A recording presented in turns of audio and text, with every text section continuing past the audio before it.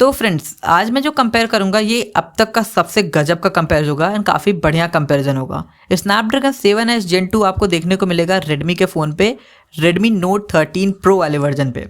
And यहाँ पे जो डायमेंसिटी 7200 अल्ट्रा है ये भी आपको रेडमी के लेटेस्ट फ़ोन पे देखने को मिलेगा, बस यहाँ पे ये होगा pro plus, Redmi note 13 pro plus. तो देखते हैं कि इन दोनों प्रोसेसर के बीच में कौन सा प्रोसेसर होता है ज़्यादा बेटर।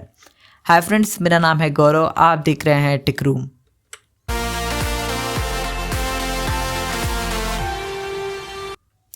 अब अनाउंस डेट को देखते हैं तो यहाँ पे जो दोनों ही प्रोसेसर अनाउंस किए गए थे वो सितंबर 2023 में अनाउंस किए गए थे। यहाँ पे मैंने यू ही लिखा है, यहाँ पे अल्ट्रा का थोड़ा स्पेस कम हो रहा था इसलिए मैंने यू लिखा है।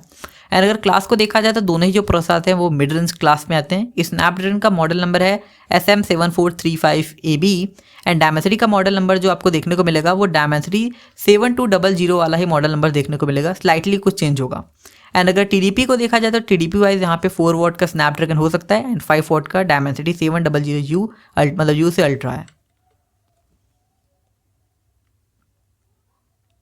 अब आर्किटेक्चर को देखते हैं, ये काफ़ी इंपॉर्टेंट टॉपिक रहेगा। यहाँ पे ये काफ़ी इंपॉर्टेंट रहेगा क्योंकि यहाँ पे दोनों जो प्रोसेसर आते हैं वो तो ऑक्टा कोर हैं, बट यहाँ पे क्लस्टर डिजाइन अलग अलग है। स्नैपड्रैगन 7S Gen 2 में आपको 4 and 4 का क्लस्टर देखने को मिलेगा, जैसा कि 4 को यहाँ पे 2.4 गीगाहर्ट्ज़ पे क्लॉक होगा कॉर्टेक्स A78 के साथ। बाकी यहाँ पे 4 को 1.95 गीगाहर्ट्ज़ पे क्लॉक देखने को मिलेंगे कॉर्टेक्स A55 के साथ। तो यहाँ पे आपको जो परफॉर्मेंस देखने को मिलती है वो कॉर्टेक्स A78 वाले कोर से देखने को मिलती है, जो कि 4 लगे हुए हैं, 2.4 गीगाहर्ट्ज़ पे क्लॉक है। बैटरी इफिशिएंसी के लिए कॉर्टेक्स A55 का सपोर्ट दिया गया है, 1.9 गीगाहर्ट्ज़ पे क्लॉक है एंड 4 कोर इसके भी हैं। डायमेंसिटी को देखा जाए तो यहाँ पे डायमेंसिटी में आपको मिलेंगे 2 core 2.8 gigahertz clock cortex A715, 6 core 2 gigahertz पे क्लॉक मिलेंगे कॉर्टेक्स A510 के साथ। तो ये दोनों ही जो कोर हैं लेटेस्ट कोर हैं, यहाँ पे आपको ज़्यादा बेटर परफॉर्मेंस देखने को मिलेगी as compare to cortex A78। वैसे अगर आप इसका एक्चुअल ग्राफ देखेंगे तो कॉर्टेक्स A78 थोड़ा बेटर ही रहता है, बट लेटेस्ट होने की वजह से यहाँ पे कॉर्टेक्स A715 में आपको लीड दिखाई देगी। एंड लेकिन यहाँ पे जो परफॉर्मेंस वाली बात की जाए तो परफॉर्मेंस के लिए डायमेंसिटी में सिर्फ 2 कोर लगाए गए हैं जो कि 2.8 पे क्लॉक है। हाँ, इसकी फ्रीक्वेंसी बेटर है, बट यहाँ पे 2 ही कोर हैं परफॉर्मेंस के लिए। एंड जो यहाँ पे कॉर्टेक्स A510 आता है इसमें आपको 6 कोर मिलेंगे जो कि बैटरी इफिशिएंसी के साथ आते हैं। फ्रीक्वेंसी के एक बार फिर से देखा जाए तो जिसकी हाई फ्रीक्वेंसी रहेगी उतना परफॉर्मेंस भी बढ़ेगा। जो स्नैपड्रैगन है यहाँ पे आपको 2400 मेगाहर्ट्ज़ के साथ देखने को मिलेगा, जबकि जो डायमेंसिटी है 2800 मेगाहर्ट्ज़ के साथ देखने को मिलेगा। लेकिन यहाँ पे इसके 2 कोर हैं, यहाँ पे इसके 4 कोर हैं, तो यहाँ पे आपको इसकी वजह से थोड़ी परफॉर्मेंस अभी स्नैपड्रैगन में बेटर देखने को मिलेगी। अब बात करते हैं फैब्रिकेशन की। तो फैब्रिकेशन आप जानते हैं जिसका भी फैब्रिकेशन स्मॉल होता है वो ज़्यादा बेटर होता है। तो यहाँ पे जो स्नैपड्रैगन है वो 4 नैनोमीटर सैमसंग टेक्नोलॉजी है एंड जो डायमेंसिटी है वो भी 4 नैनोमीटर बट TSMC टेक्नोलॉजी है। तो मैं हर बार की तरह आपको बताता हूँ कि सैमसंग टेक्नोलॉजी में आपको जो थ्रॉटल देखने को मिलेगा वो कुछ इस प्रकार से देखने को मिलता है, जबकि जो TSMC वाली टेक्नोलॉजी होती है उसमें थ्रॉटल कुछ इस प्रकार से होता है। तो यहाँ पे लास्ट जो आया था रेडमी नोट 13 प्रो वाला वर्जन, उसमें 81% का आपको थ्रॉटल देखने को मिलेगा, मतलब बाकी थ्रॉटल हो जाता है, इतनी ही स्पीड आपको बाद में देखने को मिलेगी।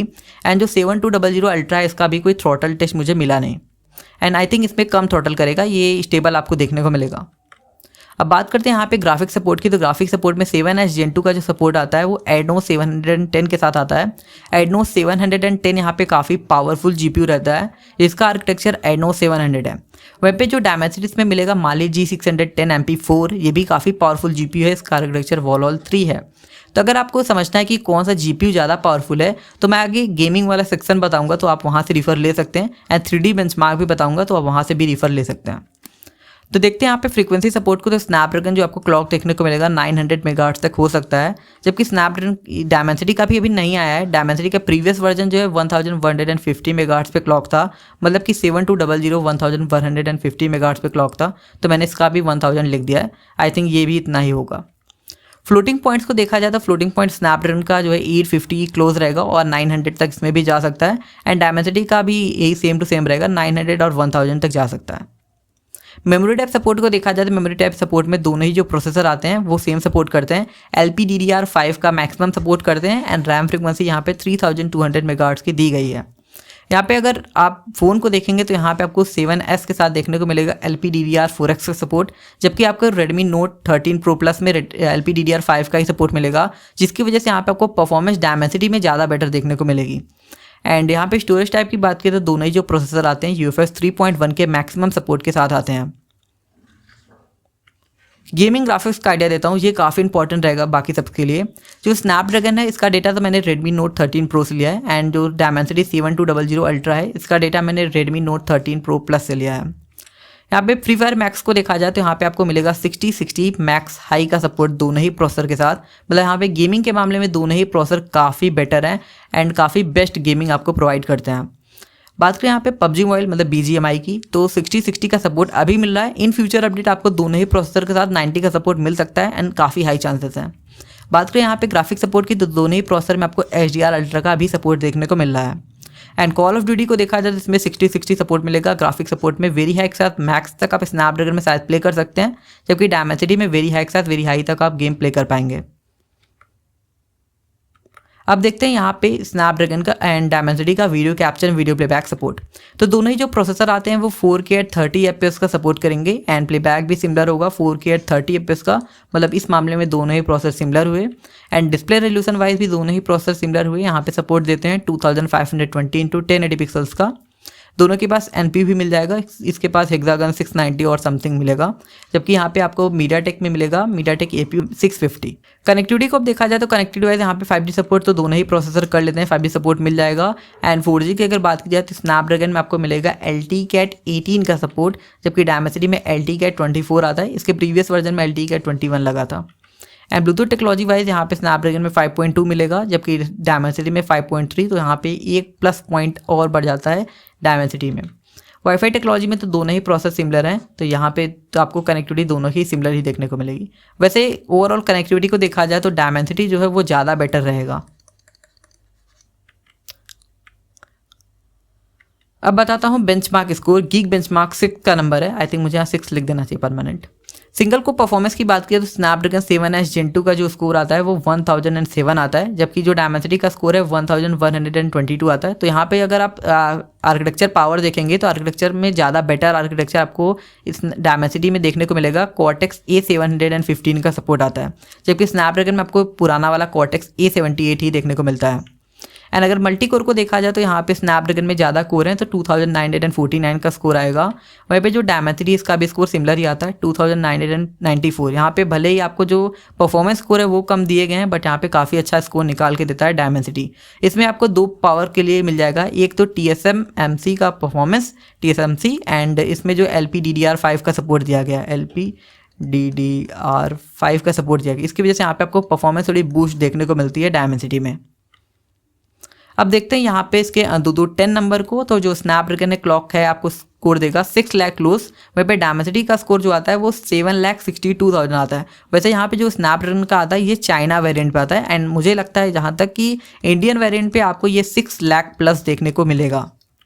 एंड अब देखा जाए यहाँ पे 3D बेंचमार्क स्कोर जो कि बेसिकली GPU के लिए बना होता है, तो 7S Gen 2 का ओवरऑल स्कोर जो है 4000 और इससे ऊपर ही आएगा। वहीं पे Dimensity का भी स्कोर 4100 क्रॉस ही करेगा। दोनों का स्कोर ऑफिशियली कंफर्म नहीं है, बट मेरे डेटा के हिसाब से यहाँ पे दोनों ही स्कोर 4000 प्लस जाने वाले हैं। अब बताता हूँ कंक्लूजन कि दोनों ही प्रोसेसर में से कौन सा प्रोसेसर आपको लेना चाहिए। देखिए दोनों ही प्रोसेसर काफ़ी पावरफुल प्रोसेसर हैं। 7S Gen 2 आपको ओवरऑल 47 स्कोर करके देगा एंड Dimensity का स्कोर ओवरऑल 50 होगा। मतलब यहाँ पे आपको जो परफॉर्मेंस देखने को मिलेगी वो Dimensity में है। हाँ, अगर आपको मल्टीटास्किंग वाले काम है तो आपको स्नैपड्रैगन थोड़ा प्रीफर करना चाहिए, बिकॉज इसमें 4 कोर मिलते हैं परफॉर्मेंस के। बट मैं सजेस्ट करूँगा कि आप Dimensity लीजिए, 2 कोर कम है परफॉर्मेंस चलेगा, बट यहाँ पे आपको थोड़ा थ्रॉटल कम देखने को मिलेगा। LPDDR5 का सपोर्ट भी मिल जाता है, तो इसकी वजह से यहाँ पे परफॉर्मेंस भी थोड़ी बेटर आती है Dimensity की। एंड बात करें यहाँ पे गेमिंग परफॉर्मेंस सपोर्ट की, स्नैपड्रैगन का ओवरऑल स्कोर जो आता है वो 52 है एंड Dimensity का ओवरऑल स्कोर जो है 55 है। सेम रीज़न यहाँ पे भी है, क्योंकि अगर आप गेमिंग करेंगे तो हीटिंग होगा, एंड हीटिंग के साथ जो होगा उसमें आपको देखने को मिलेगा थ्रॉटल, जिसकी वजह से परफॉर्मेंस थोड़ी कम हो जाती है। तो यहाँ पे स्नैपड्रैगन में थोड़ा कम परफॉर्मेंस देखने को मिलेगा, जबकि Dimensity में ये आपको स्टेबल परफॉर्मेंस निकाल के देगा, 55 स्कोर करेगा। इन गेम ग्राफिक्स भी दोनों ही प्रोसेसर का आपको सेम देखने को मिलता है, तो इससे कोई डिफरेंस नहीं बन रहा है। अब बात करते हैं यहाँ पे बैटरी लाइफ सपोर्ट की, तो बैटरी लाइफ सपोर्ट में दोनों ही प्रोसेसर इक्वल हैं, 93 का स्कोर करेंगे। बट डिफरेंस यहाँ पे आपको ये मिलेगा कि इधर आपको सैमसंग वाली टेक्नोलॉजी दी गई है एंड इधर आपको TSMC वाली टेक्नोलॉजी दी गई है। एंड ओवरऑल विनर को बताऊं मैं तो यहाँ पे जो स्नैपड्रैगन है मल्टी को परफॉर्मेंस विनर रहेगा, 54 स्कोर करेगा, काफ़ी अच्छा नंबर है वैसे ये। एंड जो Dimensity ये 61 स्कोर करेगा, तो Dimensity में आपको बेटर देखने को मिलेगा जो कॉर्टेक्स का सपोर्ट है कॉर्टेक्स A715, इसमें LPDDR5 का सपोर्ट मिल जाता है एंड बाकी इसमें कनेक्टिविटी भी ओवरऑल बेटर आती है। तो अगर आप कनेक्टिविटी के साथ भी जाना चाहें तो Dimensity 700 अल्ट्रा ले सकते हैं एंड ओवरऑल एक स्टेबल परफॉर्मेंस TSMC की वजह से आ जाती है। तो जो Dimensity 7200 अल्ट्रा है ये काफ़ी अच्छा प्रोसेसर रहेगा। बट अगर मल्टी कोर परफॉर्मेंस की बात की जाए तो मल्टी कोर परफॉर्मेंस में स्नैपड्रैगन लीड करेगा बिकॉज में 4 परफॉर्मेंस के कोर आते हैं। तो अगर आप इन दोनों प्रोसेसर में से कोई प्रोसेसर बाई कर रहे हैं या फिर अगर आपको इन दोनों प्रोसेसर में से कोई प्रोसेसर पसंद आया तो ज़रूर बताइएगा एंड अगर यूज़ कर रहे हैं तो अपने एक्सपीरियंस शेयर करिएगा। बाई करना है तो मैंने लिंक डिस्क्रिप्शन में दे दी है, वैसे अभी अमेजोन पे अवेलेबल नहीं है, अवेलेबल होगा तो मैं लिंक प्रोवाइड कर दूंगा, आप वहाँ से बाई कीजिएगा ताकि मेरी हेल्प हो सके। वीडियो अगर पसंद आई हो तो वीडियो को लाइक एंड चैनल को सब्सक्राइब करना बिल्कुल मत भूलिएगा। Thanks for watching.